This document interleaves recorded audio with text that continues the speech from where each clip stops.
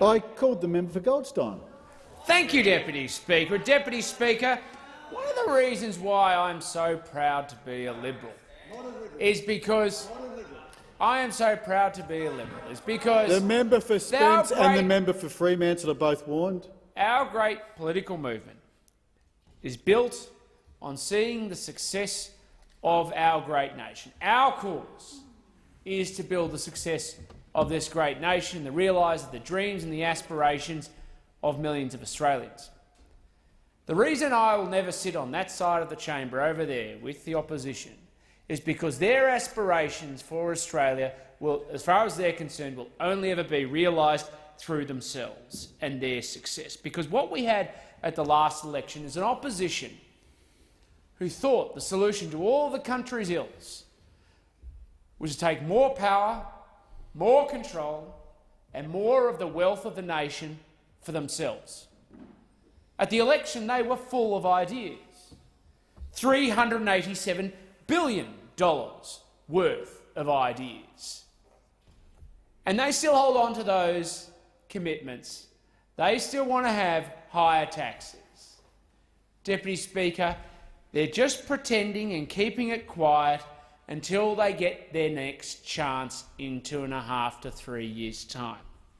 They wanted an income tax, higher income taxes, retiree tax, and of course a housing tax. They had ideas like what they were going to do to reorientate industry with unfunded, unmodelled carbon taxes to burden Australian industry and job creation without any understanding or consequence on the Australian people.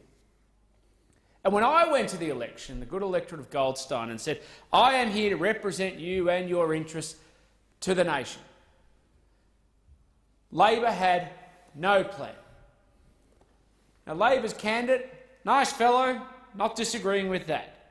But when it came down to whose side he was he on the side of young women and men who play netball, who wanted the opportunity through community investment to build the infrastructure and the facilities they need, said he was not prepared to commit to fight for them.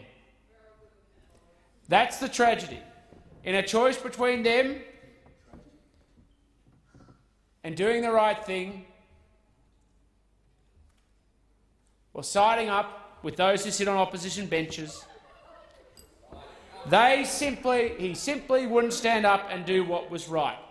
This government came to office making a commitment that we would provide the funding so that the next generation can have their chance at their own success.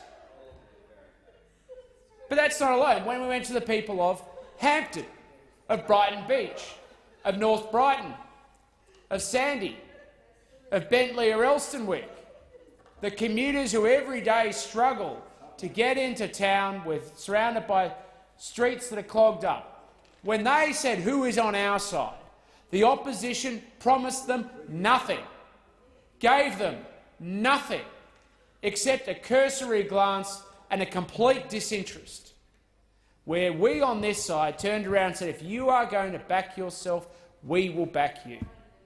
We will invest in new parking at local stations to help ease your daily commutes and your opportunity. And at every point, it didn't matter what it was, whether it was healthcare, whether it was education, when the people of Goldstein, just like the people across this great nation, were asked, who is on your side? Who is going to deliver record funding and record health for health and education? They turned to the coalition. When the people of Bayside had a chance for the first MRI in their community ever, the coalition delivered. And the tragedy is this week they saw on the opposition benches a mocking of the commitment that this government has made and delivered for the people who need essential scans. Deputy Speaker, it's quite clear who is on the side of the Australian people, who is on the side of the communities they represent, who is on the side of the aspiration of the future generations of Australia. And in the last election, they faced a choice. And they made it quite clear it is not those sitting on the opposition thank the benches. member.